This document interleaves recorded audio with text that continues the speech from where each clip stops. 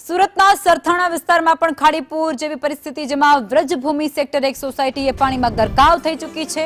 લોકો ભોજન અને પાણી માટે વલખા મારતા ત્યાં જોવા મળ્યા છે। છેલ્લા ઘણા કલાકોથી ખાવા પીવાના પૂરતી વ્યવસ્થા પણ એ લોકો પાસે નથી। કલાકો બાદ પણ કમર સુધીના પાણી એ હજુ પણ નથી ઓસર્યા। એ હજુ એ જ સ્થિતિમાં ભરાયેલા છે। આ પૂરના પાણી વચ્ચે બાળકોની હાલત કફોડી બની ગઈ છે। સરકારમાંથી કોઈ જ ફરકતું નથી, ધ્યાન નથી દેતું કે તેમની મુલાકાતે નથી આવ્યું, પરિસ્થિતિનું તારણ મેળવવા નથી આવ્યું તેવો ત્યાંના સ્થાનિકો દ્વારા આક્ષેપ થયો છે અને ખૂબ આક્રોશમાં પણ એ સ્થાનિકો જોવા મળ્યા હતા। તંત્રની ઘોર બેદરકારીથી હવે સ્થાનિક લોકો ખૂબ નારાજગી વ્યક્ત કરતા જોવા મળ્યા।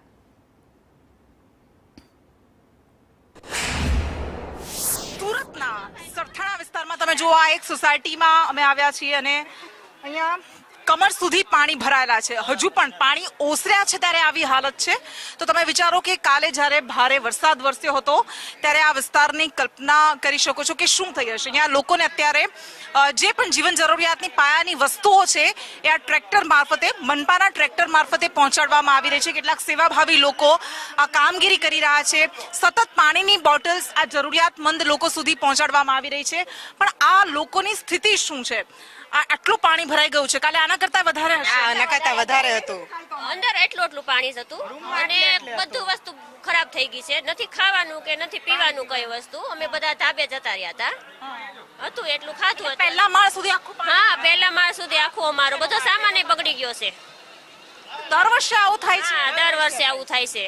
આ વર્ષે હા, દર વર્ષે થાય છે। આ વખતે ફેરવાનું નહીં કઈ, નહીંતર અમે સામાન ફેરવી દઈએ બધોય, પણ આ વખતે કઈ ન ફેરવાનું નહીં કાંઈ। એમાં બધું અમારું બધું પલળી ગયું। પાણીના પેકેટ્સ અત્યારે બોટલ્સ આપી રહ્યા છે, તો જમવાનું નહીં કાંઈ નથી જમ્યા અમે બપોર।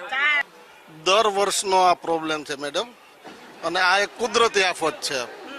કુદરતી આફત છે। કાલના અહીંયા આખી બધી સોસાયટીમાં પાણી છે, પણ સરકારી તંત્ર તરફથી એક પણ માણસ કોઈને પૂછવા પણ નથી આવ્યું।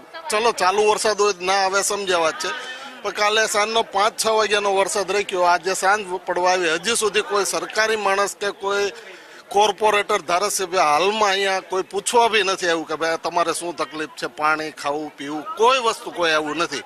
એટલે આજે એવું થયું ને કે મુશ્કેલીનો સમય છે ત્યારે કોઈ નથી આવતું।